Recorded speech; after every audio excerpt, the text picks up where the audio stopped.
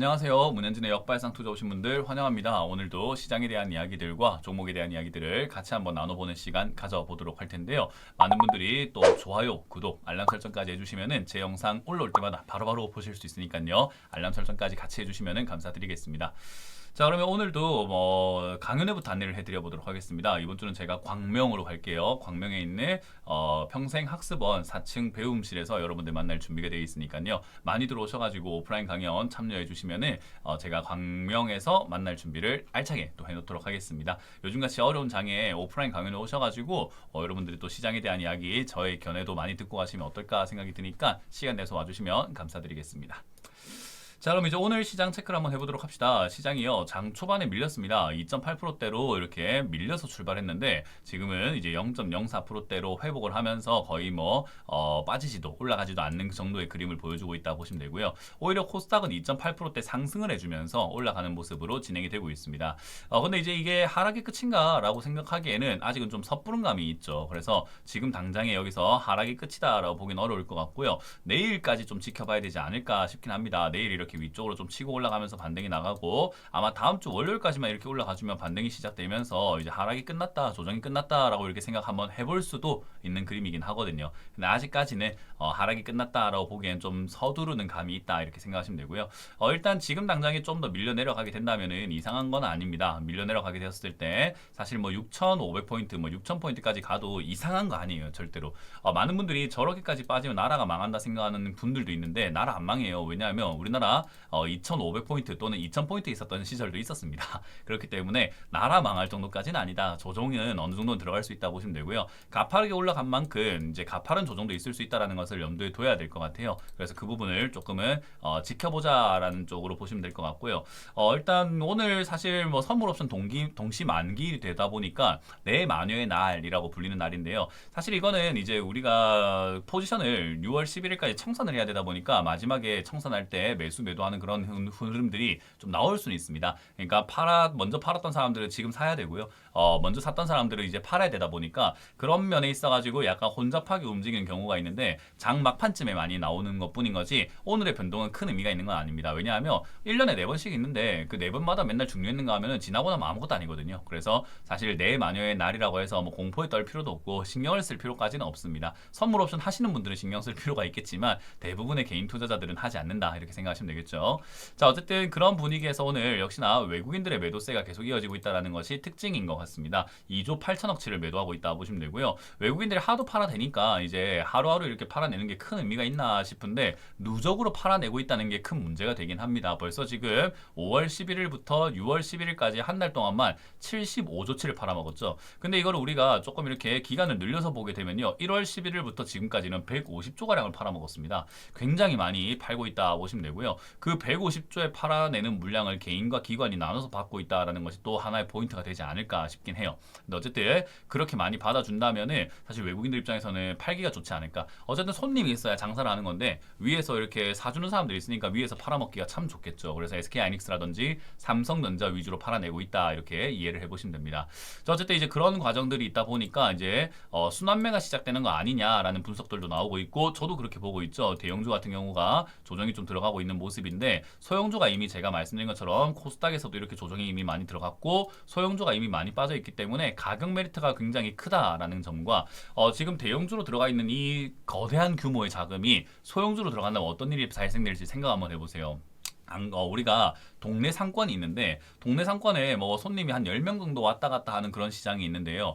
저기 앞에 대형마트가 생긴 거예요. 그래서 이케아와 같은 대형 마트가 생겨가지고 저기에 지금 수십만 명이 몰려온다라는 거죠. 그래서 우리 동네는 그렇게까지 손님이 원래 많이 있는 곳이 아니었는데 저기 옆 동네에 보니까 이케아에 그리고 스타필드 같은 그런 대규모 쇼핑몰이 생기면서 수십만 명이 주말마다 몰려온대요. 그렇게 되다 보니까 나한테도 뭔가 좀 낙수효과가 있지 않을까 싶었는데 에이 잘 되는 데만 잘 되고 역시 나 같은 골목 상권에는 별거 없는 것 같아 라고 해서 맨날 10명한테 손님 맞이를 하고 있었는데요. 이제 대형주에 있는 쇼핑하는 사람들이 쇼핑을 끝내고 나온대요. 그러면 어떻게 될까라는 거죠. 그 수십만 명이 골목 상권까지 들어오게 된다면은 미어 터지겠죠. 그러니까 제가 생각하는 이 중소형주 장세는요, 생각보다 강하게 들어올 가능성이 높다라고 보거든요.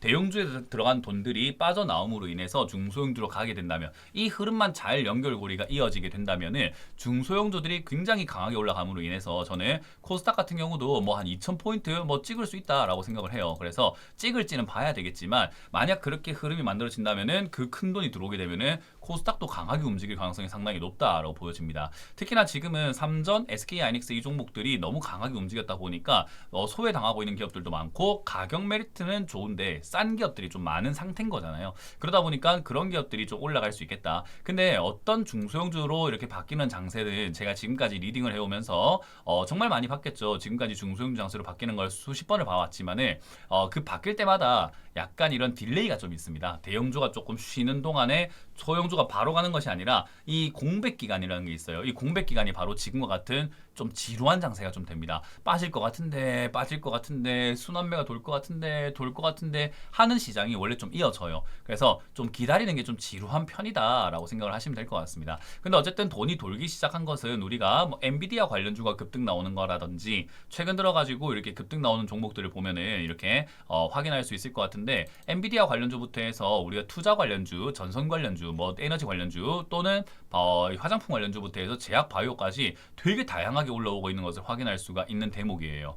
특히나 지금 올라오고 있는 기업들 중에서는 탄탄한 기업들도 몇 개가 있겠지만은 대부분 우리가 흔히 말하는 잡주로 분류가 되어 있는, 평소라면 거들떠도 안 볼 만한 기업들이 급등 나옵니다. 왜 그런가 하면요, 지수가 빠져내려가게 되면은 아무래도 조정이 들어가다 보니 뭐 투자 운용사라든지 기관 이런 데서는요, 그냥 자동 손절을 해버려요. 에이 진짜 지수가 빠지니까 리스크 관리할 겸 비중을 좀 줄이자 해서 자동으로 모든 종목들을 막 손절해버리고 한단 말이에요. 근데 그 자동 손절하는데 포함이 되어 있지 않은 종목들이 바로 잡주들입니다.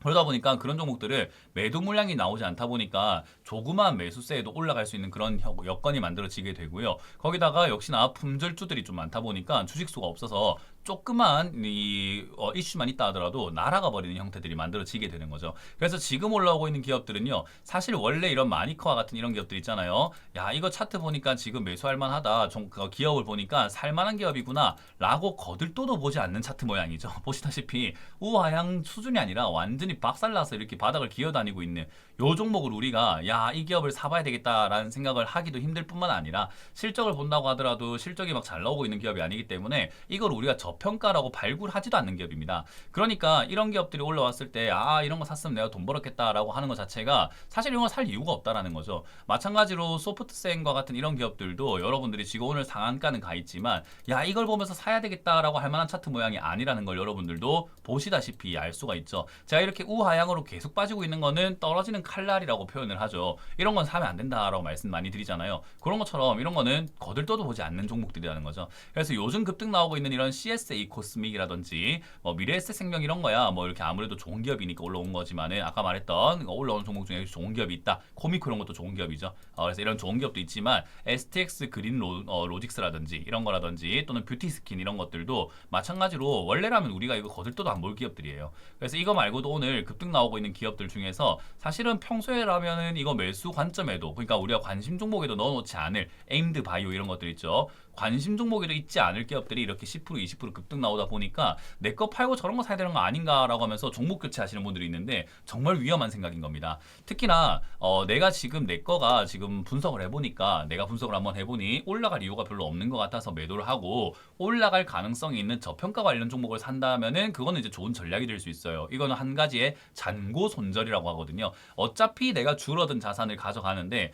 얘를 가져가서 본전을 찾는 거나 새로 종목을 옮겨서 갈아타서 얘로 본전 찾는 거나 결국 같기 때문에 가능성이 좀 더 높은 쪽으로 옮긴다. 이거는 잔고 손절이 될 수 있는데요. 근데 내가 들고 있는 종목을 올라가지도 않고 내려가 있는 상태에서 팔아가지고는 이미 올라와 있는 저런 잡주로 옮긴다 라는 것은 굉장히 위험할 수 있겠죠. 그렇기 때문에 지금 투자하실 때는 내 거 팔고 올라간 종목을 산다는 것은 절대로 하지 말아야 되는 행동 중에 하나다라고 이해하시면 될 것 같습니다. 그래서 제가 역발상 투자할 때도 여러분들께 설명해 드린 것처럼 지금 지수 조정 들어가는 건 지나가는 바람이니 손절은 절대 하지 마라. 오히려 매수 기회로 활용을 해야 되는데, 현금이 없다면 없는 대로 그냥 지나가면 된다라고 말씀을 드리는 게 다 그런 내용들입니다. 그래서 지금 과정에서는요, 여러분들이 그냥 이렇게 시장이 체질이 변화가 변화가 되고 있다, 개선이 되고 있다라고 생각하시면 되고요. 그 과도기를 우리가 같이 겪고 있는 중이구나라고 이해하시면 좋을 것 같습니다.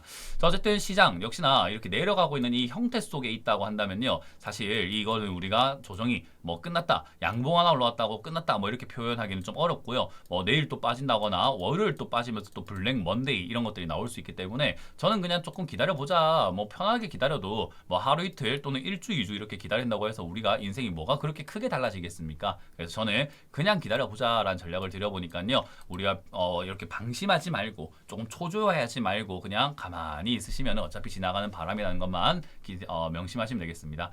그런 과정 속에서 여러분들이 들고 있는 종목이 AI 관련주인지 제약 바이오 쪽인지 아니면 다른 섹터라서 다른 섹터이지만 올라갈 수 있는 섹터인지를 여러분들이 한 번씩은 체크하시면서 조금 내가 가지고 있는 종목들을 정비한다, 한 번씩 살펴보겠다라는 느낌으로 보시면 좋겠어요. 오늘도 제가 TV 상담을 할 때도 말씀드렸지만 재무제표조차 안 보시고 투자하시는 분들이 많거든요. 그래서 내가 들고 있는 종목들은 어떤 종목인지를 좀 살펴보는 시간을 요즘 같은 시기 때 가져보시는 거 어떨까라는 조언을 드려보도록 하겠습니다.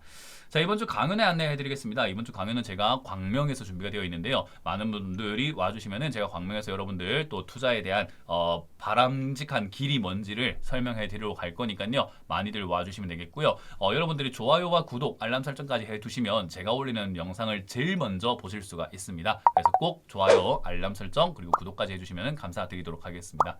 자, 이렇게 마무리 지어보도록 하겠습니다. 다들 잘 이겨내시길 바라고 힘들 때마다 제 영상 보시면서 화이팅 하시길 바라겠습니다. 지금까지 문현진 멘토였습니다. 고맙습니다.